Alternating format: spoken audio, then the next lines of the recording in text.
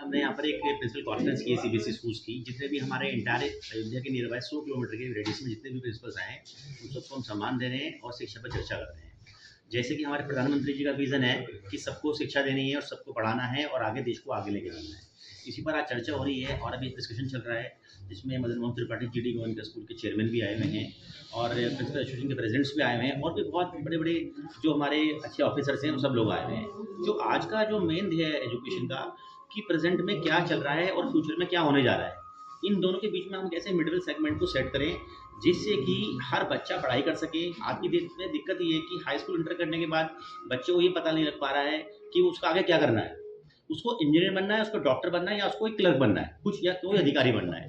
तो आज इस पर डिस्कशन है कि हम उत्तर प्रदेश में कैसा ऐसा शिक्षा का प्रचार करें, किस तरीके से बच्चों तक पहुँचें और उनके पेरेंट्स तक पहुँचें, जिससे कि सब लोग शिक्षित हों और शिक्षा के बाद उनको अच्छी जॉब अपॉर्चुनिटी मिले। किन कोर्स जो है अभी तक कभी अपने चालू? हमारे यहाँ पर ह्यूमैनिटीज़ है, साइंस स्ट्रीम है, कॉमर्स स्ट्रीम है और वैदिक साइंस है और ध्यान में कि योगा में भी बहुत सारे कोर्सेज़ हैं।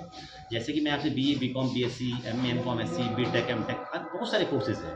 और वैदिक साइंस की बात करते हैं, योगा की बात करते हैं, वो हमारा सबसे फर्स्ट प्रायोरिटी पर है।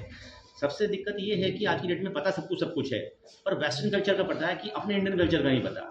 तो भारतीय संस्कृति किस तरीके से हर घर के अंदर पहुंच सकती है, उसमें महर्षि रामायण विश्वविद्यालय बहुत मेहनत कर रहा है और कोशिश करता है हम सब मिलकर इस देश के अंदर अपने संस्कृति को आगे बढ़ाएं और ध्यान रखें और उसका बहुत अच्छा प्रचार करें। 15वीं शताब्दी में भारत विश्व गुरु हुआ करता था। उस समय हमारे यहाँ वेद पुराण की संस्कृति कल्चर थी।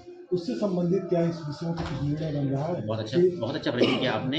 इसी पर ही हमारी चर्चा चल रही है। जैसे मैंने अभी पहले वाले क्वेश्चन में बताया आपको प्रश्न में कि वैदिक साइंस के कोर्सेज शुरू हो रहे हैं, वैदिक ज्ञान के कोर्सेज शुरू हो रहे हैं। जो युग अब से बहुत पहले था, 800-900 साल पहले था, अब दोबारा वो युग लौट कर आ रहा है। इसमें हम सब चाहते हैं कि आप लोग भी इसमें बहुत ज़्यादा करें, क्योंकि मीडिया का बहुत बड़ा रोल होता है। जो मीडिया देखती है पब्लिक को वही दिखता है।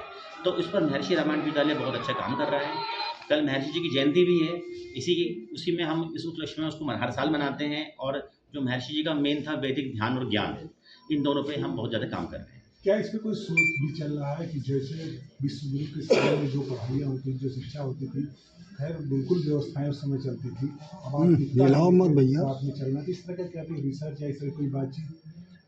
ये बातचीत नहीं, ये तो बहुत टाइम से चल रहा है। आपको शायद ऑलरेडी आप अयोध्या में रहते हैं, आपको पता है कि हमारे महर्षि महेश रामायण जी का एक आश्रम भी है।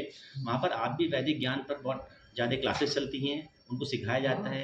अब ये चीज़ यूनिवर्सिटी में भी कन्वर्ट हो गई। तो आप जैसे हम पीएचडी की बात करते हैं, एमए की बात करते हैं, वैदिक साइंस की बात करते हैं, और जितने भी हमारे रामायण के पात्र थे उन सब पर भी शोध का पूरा प्लान चल रहा है। Good name sir? Ratheesh Gupta, director corporate affairs, महर्षि।